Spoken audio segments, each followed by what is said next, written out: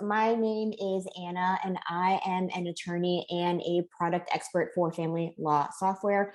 Also joining me today is Mark Rogers. He is also a product expert for family law software. And in particular, he is our product expert for Pennsylvania. Mark, you can see my screen, which is familylawsoftware.com, correct? Correct. Awesome. So if you have never been to our website because you've been a long-time user and you feel like you don't need the resources, or you are new to family law software, this is our website. There is a wealth of information here. It is not just a selling platform. It is a resource for all of you.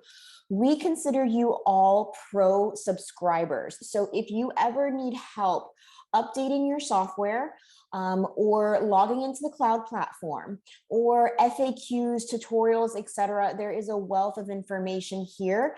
Also, you have some control over your account. So if you ever need to update your billing, add or remove users, then 100% come to the website for these types of help. Also, these are live webinars that we're doing. Hopefully we'll be doing a few more of them for your state. If not, you'll see some dates being added. Also, we have an advanced training that we are doing on a monthly basis. Advanced is going to be for our higher level tools and also geared toward financial professionals as well. If you have not heard the word, Family Law Software is now a center-based company. So if you are looking to, if you've outgrown your MyCase, your Leap, your Clio, and you're looking for a new practice management and billing system, please consider our family of products. Today's webinar is going to be in Family Law Software Cloud. So this is going to be Family Law Software Cloud. If you are a desktop user, please just hang in there with us. It's all the same great tools. It just looks a little different.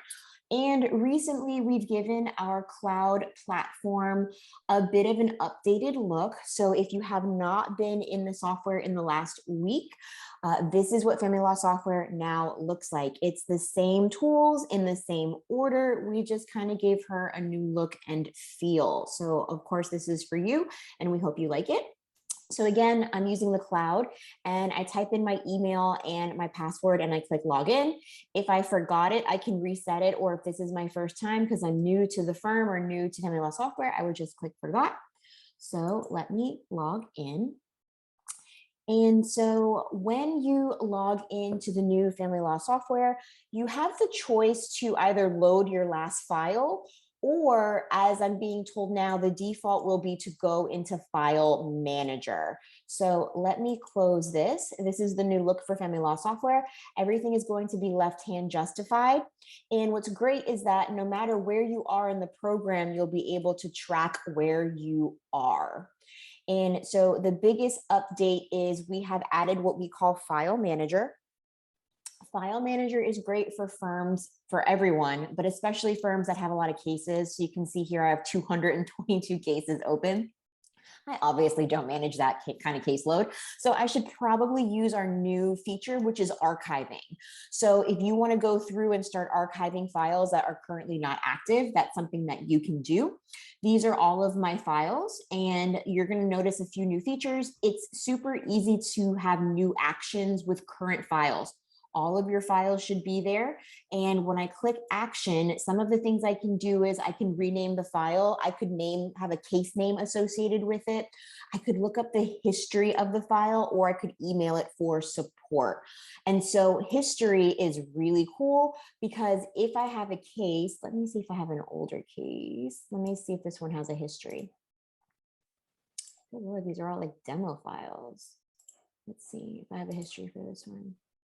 Okay, I don't have any history. I haven't been opening these files. So if you click on history, what you are supposed to see is you'll see a list of actions that have happened with that file, who touched it and when. So if you're an admin attorney or an admin professional, that's a really new cool one. I can also archive. Let me see. I've got a question. If you have any questions, obviously pop them in the chat. The desktop version will be getting a slight update, but it will not look the same.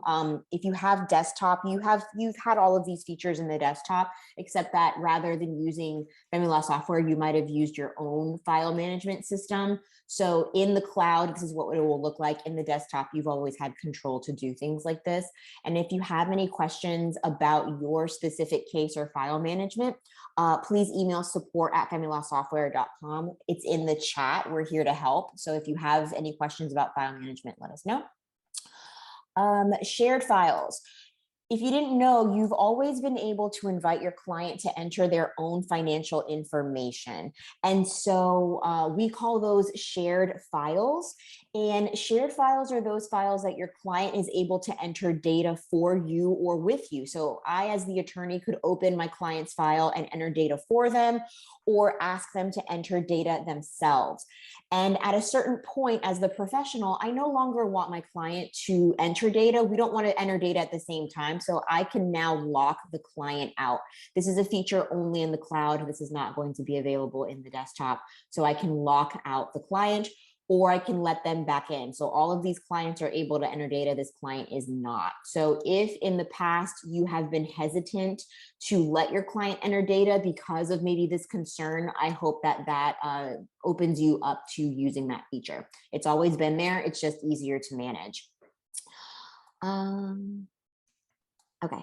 And then thank you, Mark, for monitoring the chat. So if you have questions, just keep popping in the chat and we will get to them. So for today, I think that's a pretty good start for File Manager. Oh, another thing that you can do, sorry, let me mention this.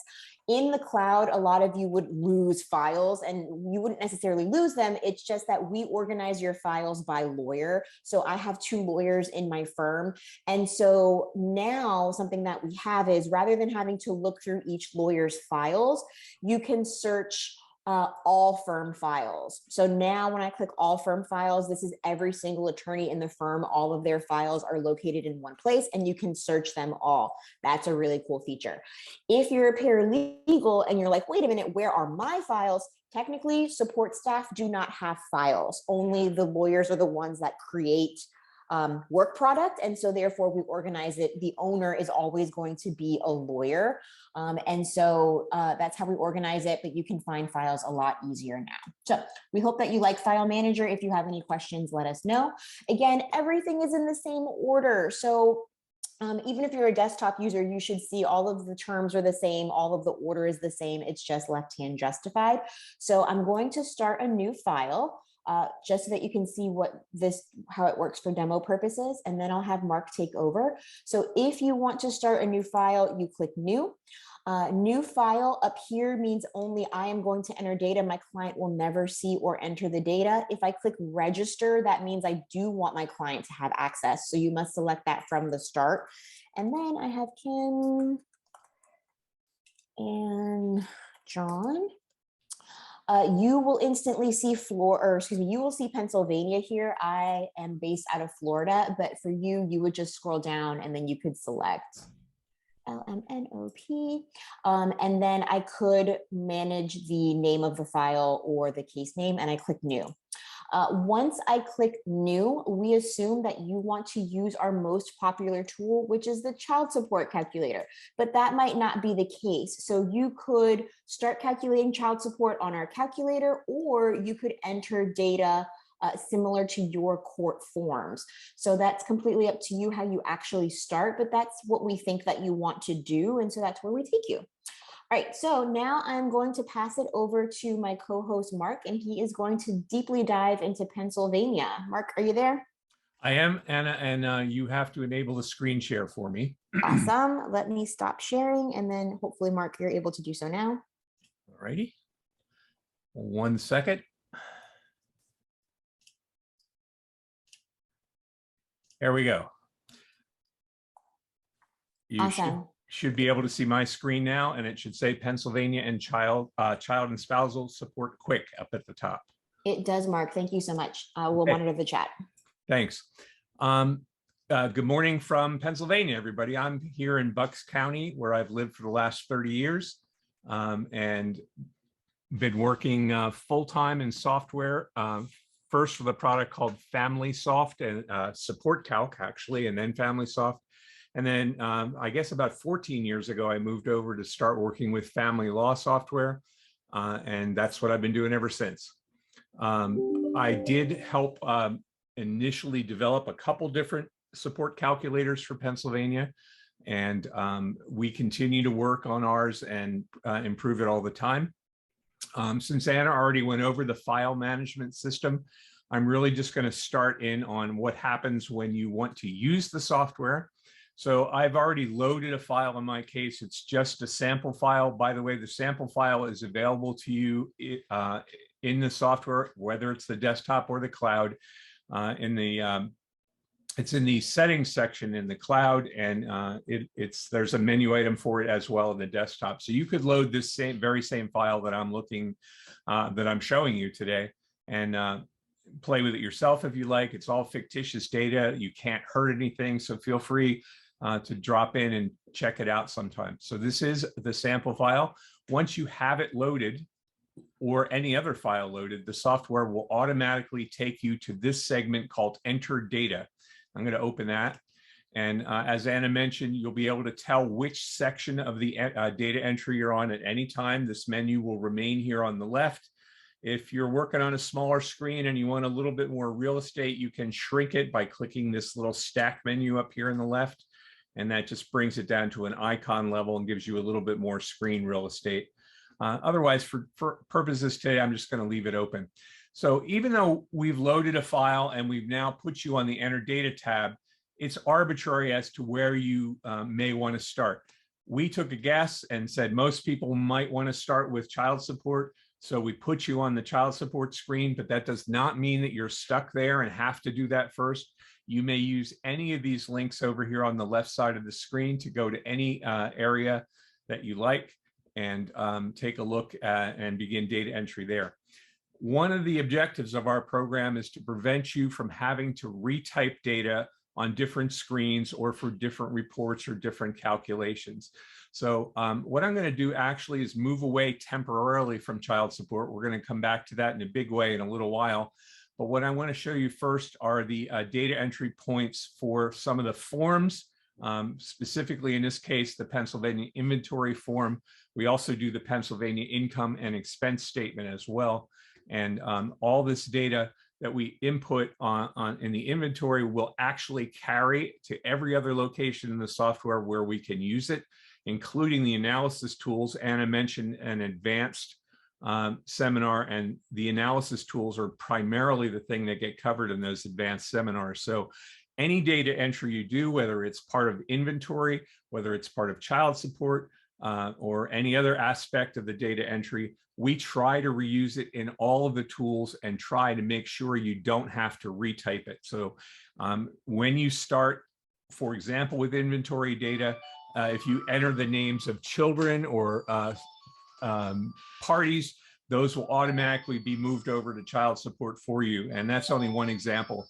Wherever we can, whether it's income, expense data, or anything else, we'll move it to every location we can for you. So let's just take a look first at the inventory data entry. And it starts with this parties and children screen. And I beg your pardon for this ringing phone that refuses to stop. There it goes. The layout in almost all the cases now will be that you have a control next to a section. In this section, this is the first party, the second party, and the children section. These little controls, these arrows to the left of them, is how you open and close the section. So I've now clicked on the first party, and you can see now there's a lot more detail and area to enter additional information for any of the forms or calculations. It's all pretty straightforward. You're going to notice at some point that some of the fields are yellow like these, and others are blue. Here's a blue field, for example. In our software, yellow means that field is intended for you to do your data entry, and a blue field is one where the software has calculated or carried a value from somewhere else.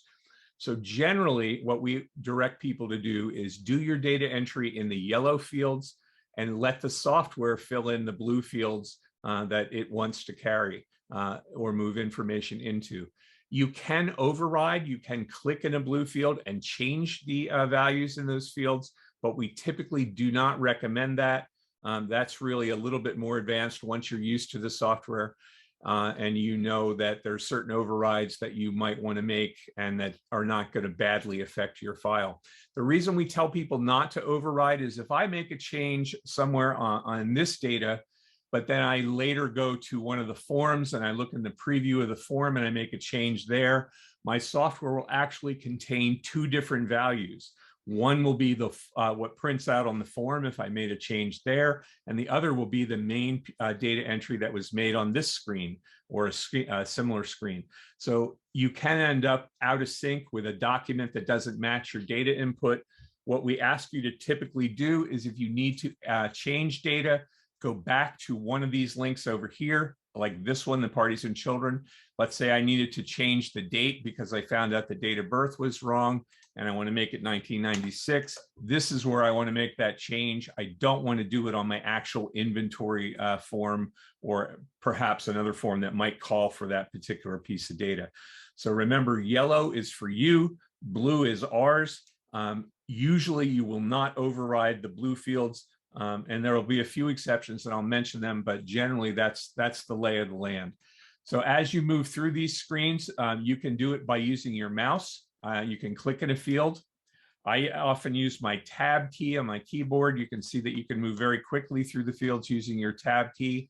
And it's a great way to navigate, but you can do either. You can use the mouse, the keyboard, however you like, or even a combination of them. So feel free to move through either of those navigation methods and make whatever changes or move to whatever spots you need.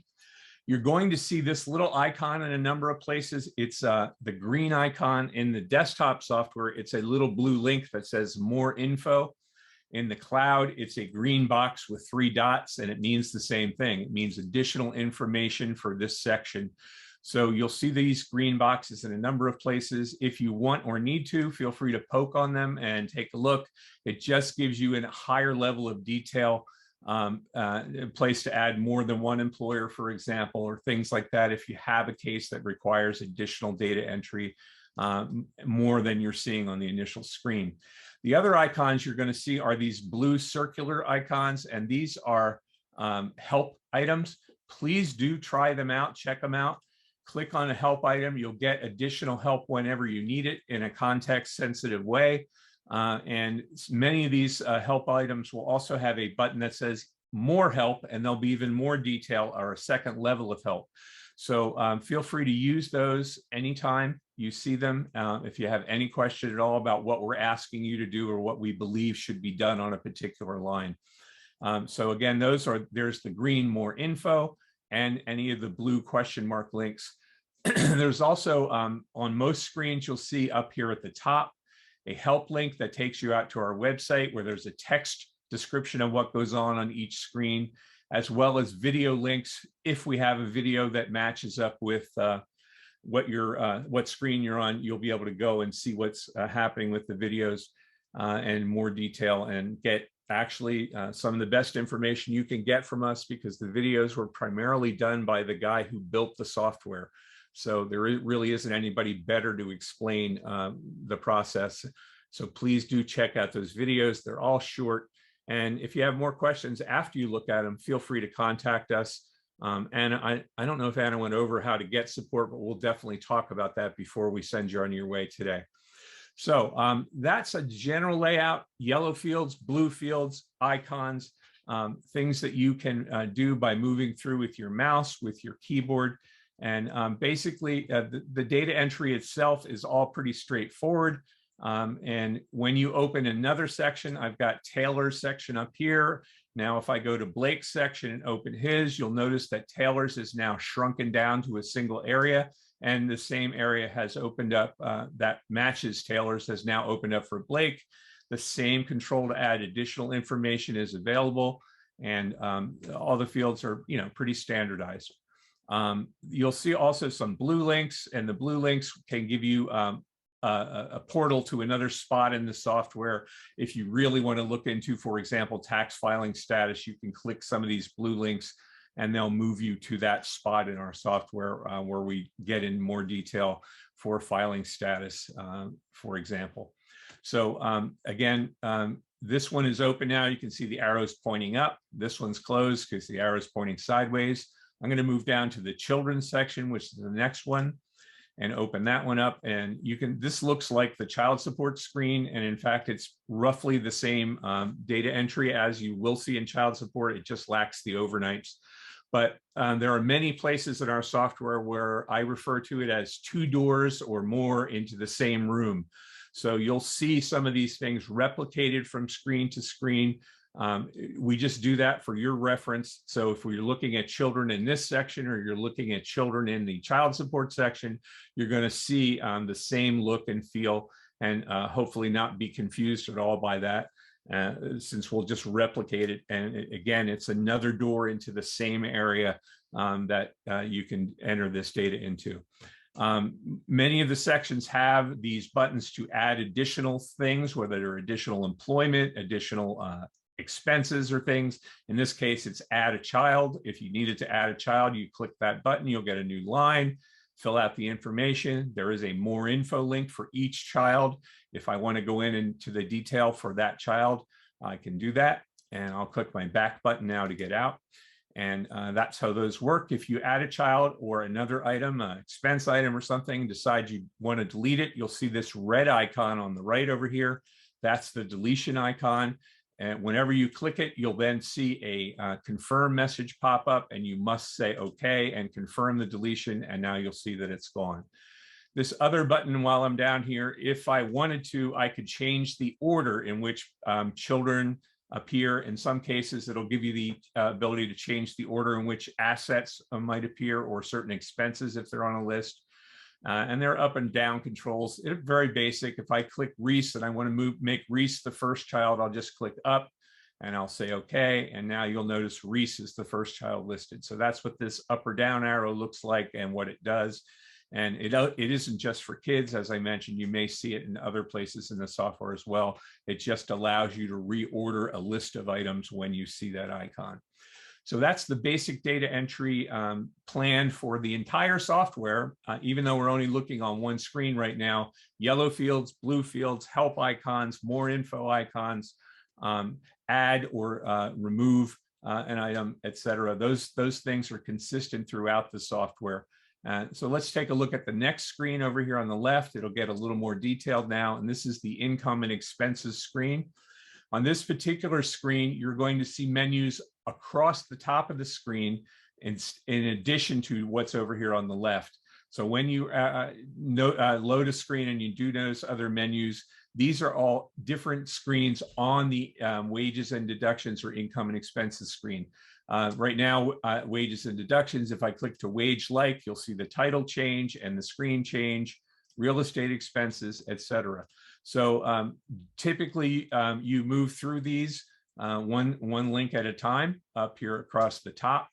You do have the ability, especially if you're doing a mediation or collaborative work, you can input information for both parties. That's the view I currently have. It says both up here, and you'll see Taylor and Blake side by side. If you're only doing data entry for one party, or for whatever reason you prefer, you may choose to only have one party show. So I'll click Taylor's name, and now everything on this screen is related to Taylor only, or Blake only, or both parties side by side. So that's really optional. How you may choose to enter the data is strictly what makes you comfortable, what makes the most sense for you, given the type of case you're doing. The wages and deductions screen is the one we're on now. It's obviously basic for wage income only. You can put in a wage for both parties. You can specify the wage any way you like, weekly, annual, monthly, etc. If someone gives you a pay stub and you need to get a monthly or annual number, we have a converter, and almost any numeric field in the software will show this converter. That's what happens when I click this. I'm in a field and I see these buttons pop up. This one is a calculator icon. It may be hard to see. I'll click that, and it brings up a period converter. So I could put in an annual salary. Let's change the annual salary in this case to $36,500.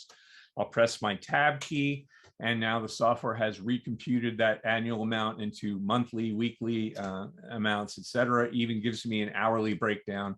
I could put in an hourly wage and a number of hours if I wanted to, and convert it that way. But these converters are great. Your computer is your best friend when it comes to math. And we urge you to let your computer do the math whenever possible. Lots less of a chance of a mistake if you use the built-in converters. Also on this screen, there is a year-to-date converter. You can put in a year-to-date amount. I'll put in, let me put in a different amount here. I'll put in $23,456 that was earned between January and today. I say okay, and now it will convert that to an annual amount. So you can use these converters. Every field has separate ones. So even though I was just in Taylor's, here's a converter for Blake if I wanted to. And you'll see those in other places as well. So please do use those converters if you like. We urge you to give it a try. The other icon while I'm at it is this one. It has a little number key pop up, and it allows you to put in text information into numeric fields, which is generally a no-no in computer systems. In most computer systems, text fields are text fields and numeric fields are numeric fields, and they don't meet. The software expects numbers where it wants numbers and text where it wants text. But it really typically in most software, you won't see the ability to change that and add text to a number field. So the way we got around that is we have our own values. These are actually behind the scenes, they're numeric values, but we have them located, linked to specific fields that you may want to use, like unknown, to be determined, husband or wife has information, etc. So I could say, to be determined for this field and say okay, and now it will say TBD here as well as on any form where I'm carrying this value into the form. If I change my mind, all I have to do is go back, click the number key icon, and put a dot next to clear special code. Then I'll say okay. And now we'll go back to a numeric field and wait for whatever number I want to put in there. I think we had 150,000 in there before, not 50 million. There we go. There is one other, while I'm at it, if you click the number key pop up, there's a way to code a field. This is a color code. So let's just say I want to bring it to my paralegal's attention. I want to check a number. I'll make that field pink. It'll be pink, or I'm sorry, in this case, blue. It'll be blue on screen just to bring someone's attention to it. It will not print that way. And it's really just a way for you to communicate possibly with somebody else or even with yourself within the software to remind you that this is a number or a field you wanted to go back to and take a look at perhaps in more detail, or maybe gather more information and go back to. To get rid of the color, if you're ready, you just say remove highlight and say okay. And now the color's gone and we're back to our standard field with numeric field with data entry. So that's what these little icons look like.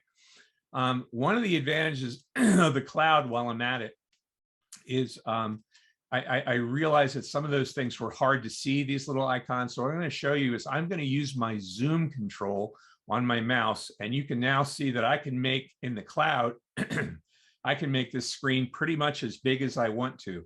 If you're working on a laptop or a small screen, this is a big advantage. You can make it easier on your eyes and directly get a view of the buttons, the controls, the data input, or anything you want. If you don't have a zoom control on your mouse, you can also do it. This is Chrome browser. I can use the Chrome control here that says zoom, and I can zoom in or out using that control as well. So feel free to make use of that. And if you have trouble seeing something, feel free to zoom in at any point. Back to the idea of wages, there's this, in this case, we have a single wage. I could add hourly amounts instead of a standard wage. I can add additional wages if I want by clicking add wage. So this party could have 2 wages and this one only 1. It's real, they're independent. It's totally up to you how you want to do it. If you change your mind later, there'll be that red trash can icon to click on and a confirm, and you can get rid of the additional wage. So you have the ability to add additional wages if needed. And there's also other income inputs, which we're going to look at in a minute, but this is again specific to wages. Below the wage input, we have a short list of possible payroll deductions. I understand the developers are now going to add some additional blank lines to allow people to add a few more standard payroll deductions in. So look for that in the near future, that you'll probably see an expansion in this spot. You don't need to use all of the fields. I generally tell people when you're using the software, read through the screens, pay attention to the items that reflect your case facts. You can feel free to ignore items that do not reflect your case facts. You do not need to go and enter zeros in fields that are not applicable. Just ignore them and move on. If you do look through them all, we guarantee you won't miss much in a case, because we're going to ask you, or offer you the chance to input information for virtually everything that could affect your case and everything that's needed on some of the forms. So feel free to read through them all when you get there. Now, I also want to bring your attention. There are another icon, which I didn't see earlier, and it's this blue icon. Let me zoom in a little bit. This is one of them. It's a footnote icon. And if I click this, I will be able to enter a footnote if I want to, concerning that particular value or line or area in my software. I can make that entry an estimated entry and get a superscript EST next to the number on my form when it's printed. I would do that by clicking this. I can make whatever notation I put up here bold if I want to. And I can do that by just checking this box. And then when it prints out this, the footnote is going to be bold. And finally, if I don't really want it as a footnote, but I want it to make my own notation to go back to, I can treat anything in a footnote box as a reminder. It will not print as a footnote if I check that. It's strictly built into the software as a reminder for me. So I'm going to go ahead and say save now. Once I do that, I'm going to zoom in again. You're going to see that the footnote icon is now filled in, and it's a white speech bubble instead of this one over here on the right just has 3 dots. So when you see it filled in, that's an indicator that there is a footnote that's already been entered, and you can look at the footnote anytime by clicking it. Otherwise, if it's empty and you just see the 3 dots, the speech bubble is not filled in, then there is no footnote for that segment. So that's what these blue icons are. You're going to see them in many, many places, and you can make footnotes on your documents to customize them anytime you like that way. So that's our wage and deduction screen. I'm going to quickly move through the rest of these while we're at it. Here's the wage-like screen. So if I have non-payroll income from a case and I want to add that into my case, I can click wage-like. We give you a bunch of prefix categories here at the top for wage-like income.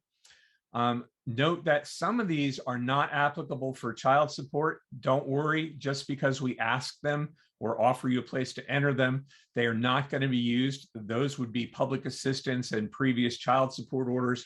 While we have places for you to input those, they will not be used in a child support calculation. They will be used in documents that, like our budget form or perhaps the inventory form, just so the budget makes sense.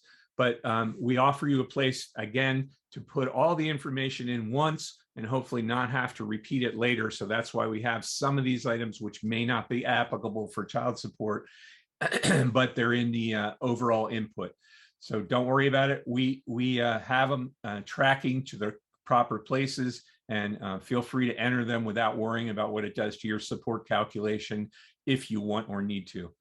All of these items also have a second column right next to the data entry item, and it has a checkbox, and that is to make an item non-taxable. So if I had some sort of non-taxable income, like workers' comp, we know workers' comp is non-taxable, so we've already got that one selected for you. But if you had a non-taxable disability benefit, all you would need to do is type in the number and then click the box, and we will exclude that income from any sort of tax analysis and treat it as non-taxable. So you have the ability to do that. Again, here are our footnote icons. Here's our more info icon for each line if I wanted or needed to dive in and look at a little bit more. As I mentioned, we give you about a dozen prefix categories here. We also give you 10 blank lines for either party. Here's Taylor's side, here's Blake's side, and you can add in your own type of income if you'd like.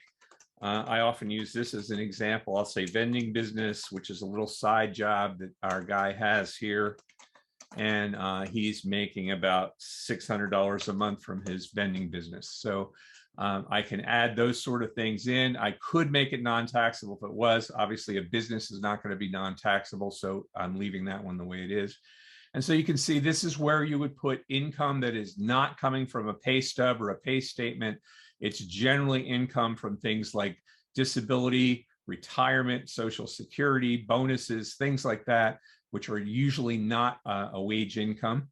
And then there's also a place to enter alimony and child support of the current relationship. If I want to, I can bring this up and specify the amount of alimony or child support that's currently being ordered. Obviously, we can calculate child support too, which we're going to be doing in a few minutes. I'm going to click my back button now in the upper left-hand corner to get out of that detail screen. The next one up here at the top is real estate expenses.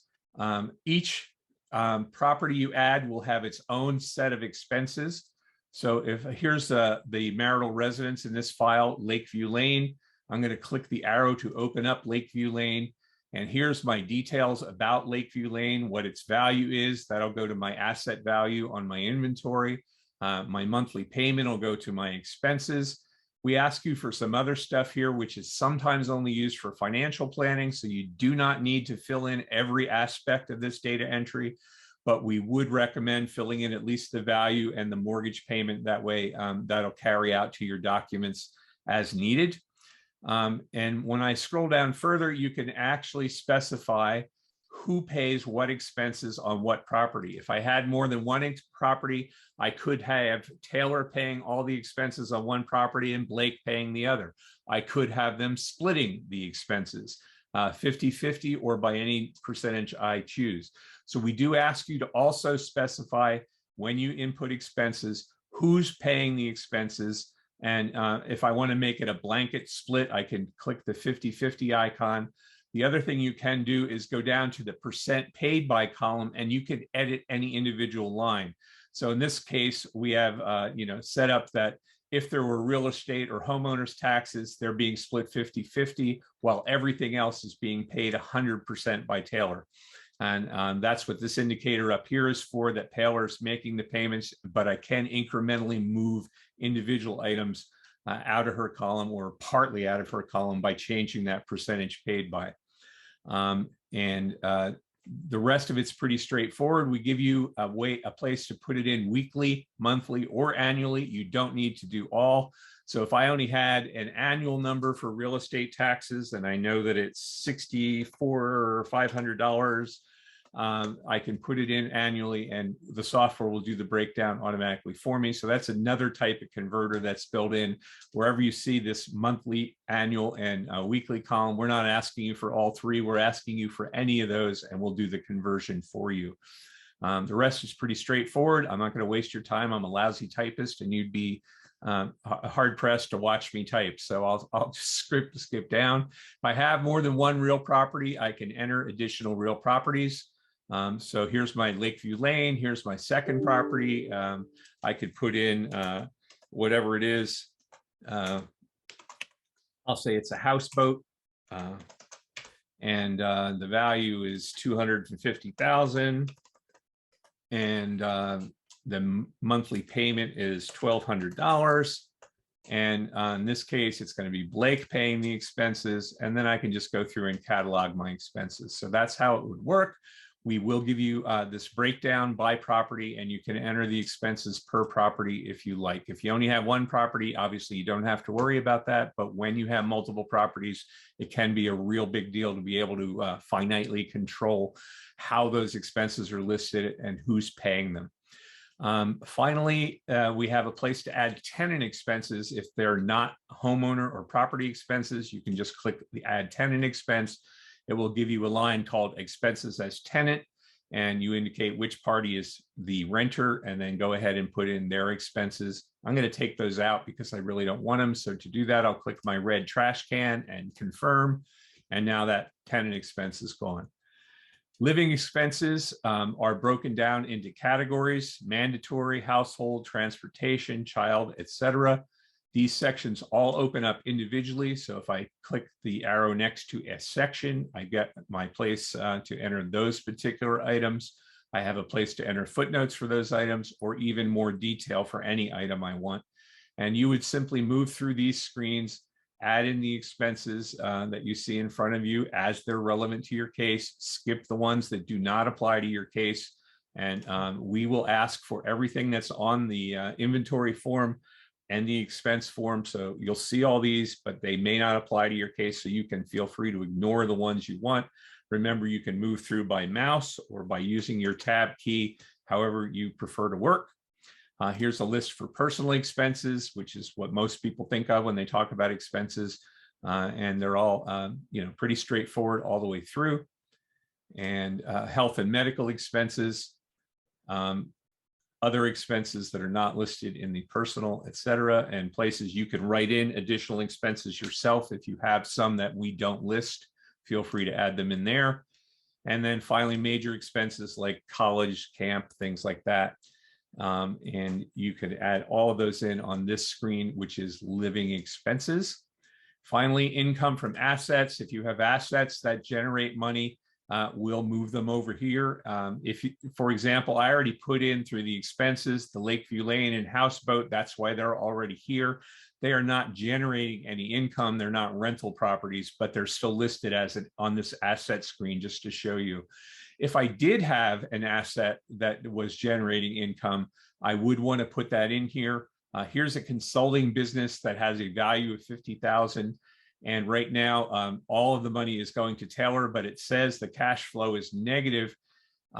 If I want to look into more detail with that or input some information, I can click the more info link, and I can add in the business income and expense through the link here. This gives you basically the look of a Schedule C on an IRS tax return, where you would put in gross receipts, reasonable and necessary business expenses, and then finally we'll calculate and carry out the net income after expenses. So if you have a more complicated case and you have business income, you may want to set the tax configuration for that business carefully, as well as look at the annual income and expense information for the business. And that's why this field was blue, this consulting business. That's because it's carrying in information from that more info screen based on any selections I make there. In other places, you're just going to be able to type in the annual income directly. So if there was income from, here's one there, there's $90 a month, or I'm sorry, a year coming in from annual, the S&P index stocks that this person owns. And you could just type in the amount directly there, or use the converters if you need to. If they gave you an annual number, you can make your changes there as well. So it's either direct data entry or the converters. When you see that, if it's a blue field, it's most likely linked to the detail screen where you might want to put in some more information. And here's another example where we have that sort of setup. This is a pension valuation. We have a pension valuation module. The way you access it is go to a pension line, and each line will have its own valuation. I would click the more info link to the right of it. And at the top, I can choose to either use documentation from an outside valuation that was presented to me and type it in here. Or if you want the software to value it, you can move through this screen. You do need to have quite a bit of information: dates of birth, dates they started in the plan. We give you 9 different mortality tables that you can choose from. We recommend and default to the RP 2014. But you can use any of these you like, especially if you're trying to match up with somebody else who did a different valuation. And so we calculate the coverture fraction based on the dates you put in, the marital amount, and all that eventually gets carried out to the listing on your inventory form. So I'll click my back button now, and I'm going to click back one more time. and get outside of this valuation. Here we go. So we're back now to the main pension screen. That's why this field was blue, because all of the detail came in through the more info screen as far as the valuation.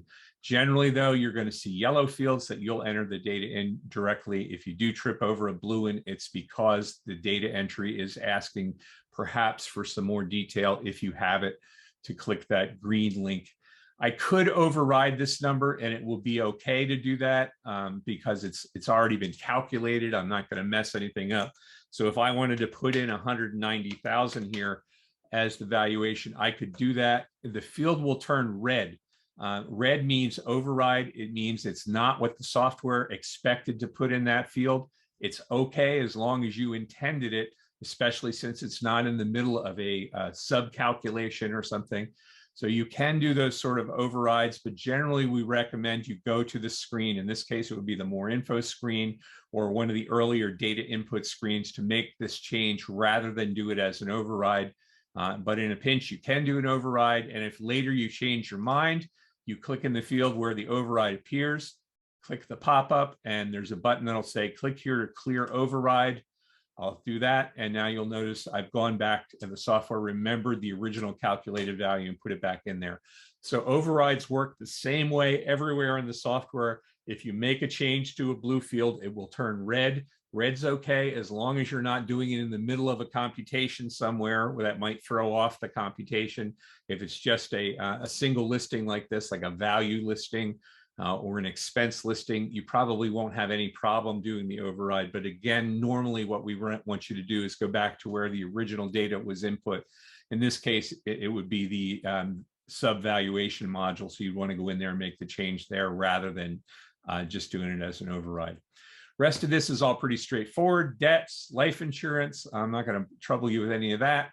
And then, so if we look back up here, we've gone through all the income screens and expense screens for living and real estate.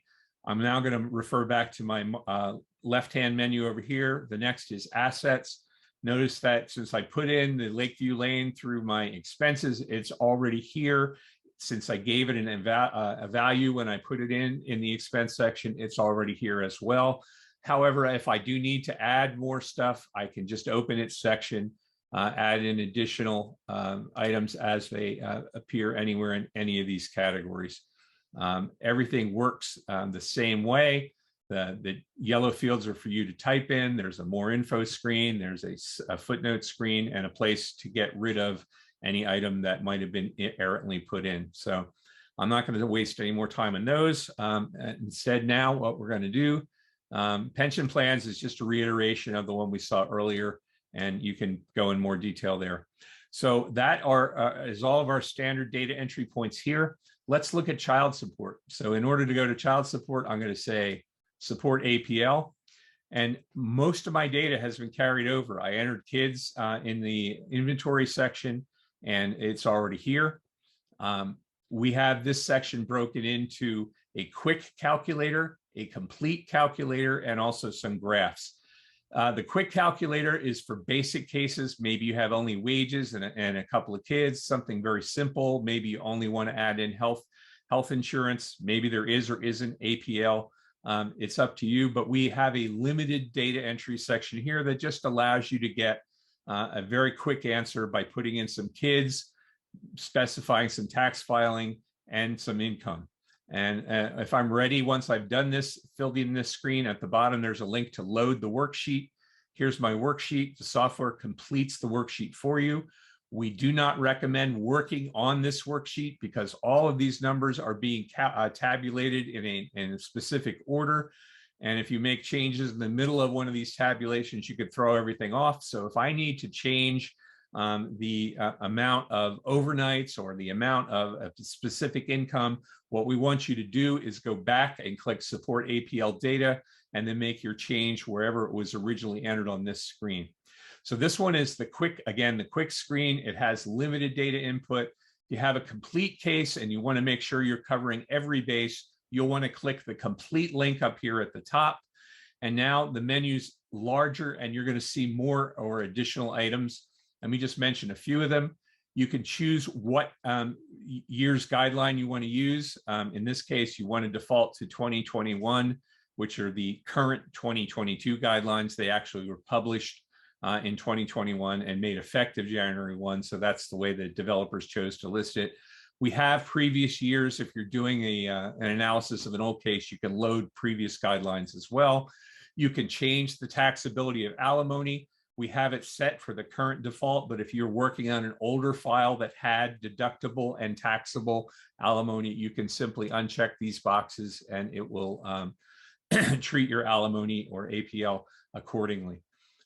This is a control if you have a case that the parties are not married and APL therefore is not a factor in that case. You can turn APL off or on simply by clicking that control. Here's our children. It was replicated roughly from the data entry we did in the inventory. There's a couple of other items that are now on this screen though.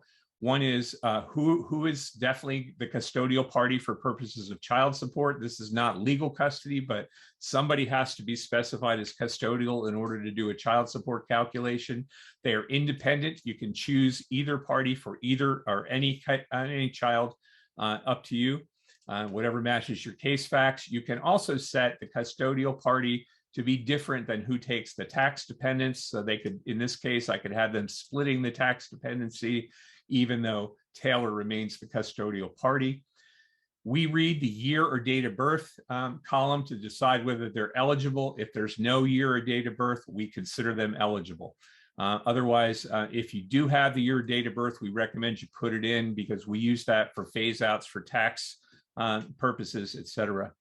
Finally, if you have, we'll count all children as of the current relationship, but if you have a multiple family case and you want a multiple family adjustment, all you do is add a child, specify that who that party is with, and say it is not a child by unchecking this box of the current relationship, and we'll use that child for the multiple family. So all kids get entered in this section, regardless of whether they're the current relationship or not. You tell the software if they're not all of the current relationship. I'm going to click the delete button to get rid of that one. Scrolling down further, we're showing you, we're calculating for the number of kids. Here's the number of overnights we're using. Overnights are entered over here on the right. You can choose to put them in annually. That's my preference, but you can also put them in weekly, bi-weekly, etc. And we give you a calculator that allows you to, or helps you control what that number would be by giving you places to put in additional overnights plus the standard repeating overnights. And we'll use those, that calculator to fill in that section. I'm going to scroll down a little bit more. Here's wages and filing status. Again, that should sound similar. And because I put them in as part of my inventory, they're already here. Same controls exist, though. If I wanted to start on this screen, I could have entered my data here rather than in the inventory, but I'm all set. I've already entered it through the inventory, so it's already part of my child support. Wage like income, same deal. Since I put in that vending machine business when I was doing inventory, there it is. And so you can see that you can fill in this information directly on this screen or have it carry from other screens. I'm going to move down to the deductions. All the income things are the same. I guarantee it. They're the same as I've already showed you. Deductions is a little different. We ask you to reiterate the tax filing status. And we give you the option of doing taxes in either of three ways. We default to matching what PACES does. PACES is the Pennsylvania Automated Child Support Enforcement System that has its own calculator. They use a modified 1040 ES. If you want to see the ES, you can click that link and we'll show you every line of how we make this calculation. We keep that updated and to do our best to make sure it matches with PACES, although they never announce when they make their changes. So we're often, either ahead of them or a little behind them, but wherever we find out they make changes, we make the changes as well. That is the default tax. The software does a complete TurboTax type analysis in the background. You can look at that. Here's a summary of it. Or if you want to look at the detailed version, here's every line of our 70-some line complete TurboTax 1040 type analysis. So you have the ability to use either the PACES amount or the 1040. depending on what works best for your case. Savvy practitioners use whatever it gives, whichever method gives their clients an advantage, especially if they're ready to produce this worksheet to the court and show how the taxes were calculated. Finally, if you've negotiated and stipulated to net incomes, you can just treat whatever incomes were input as net of taxes simply by checking this box. So we're not applying any taxes now to Taylor, but we are to Blake.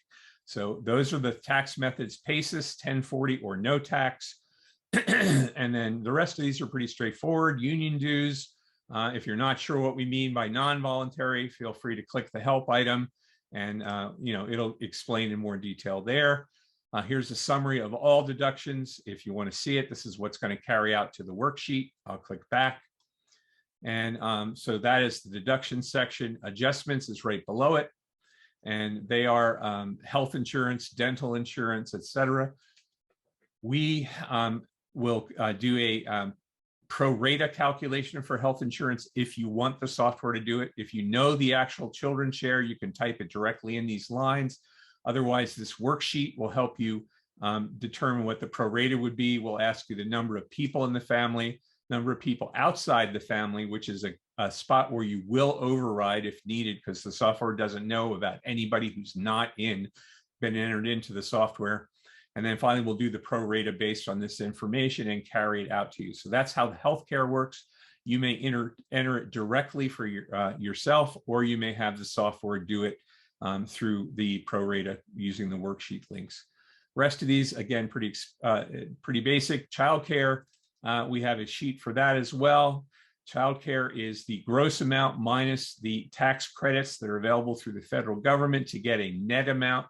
And that net amount is what we carry out to the guidelines, not the gross amount. So it's the amount of childcare minus the federal tax credit, and that's what gets carried out. Rest of these adjustments, pretty basic. There's a worksheet for each of them. Feel free to dig in. Alimony, you can, here's another spot where you could turn APL on or off. If you have a non-married case, you can turn it off. Otherwise, we calculate APL per the formula specified in the rule and enter it in there. And it's selected, APL's checked. It's just giving you that message here. And it'll be used in most places except within the child support calculator, because APL is one of the items that is deducted in child support. So we can't calculate it and deduct it at the same time. That's why it says it's not being used in child support. It is being deducted in child support, but not calculated again. So that's what the APL is about. Child support has a similar control. The software calculates it automatically. If I have a negotiation and want to use a different amount, I can uncheck the box. Now you can see it's yellow. It wants me to type in my own child support. Otherwise, I leave it checked and the software will use its calculation. Step downs are for more detailed cases where you might want to do a projection about what it's going to be in the future. There's no time to go into that today, but that's what step downs are about. And then finally, the alimony to use. Again, if there was alimony of the relationship that's already been ordered, it's not APL, but actual ordered alimony, you can add that in there. We have some links to other tools that are related to the alimony and child support. Feel free to check them out. There's a link to the Pennsylvania Court Rules site directly on the screen. And then finally, the one you're going to use most often is, I'll go right out to my guidelines worksheet. Here's the worksheet top to bottom. You'll notice all the fields are blue, meaning we've calculated and filled them all in for you. It's all set to go. If I'm ready to print in the cloud, there's only a PDF button. Everything gets printed as a PDF.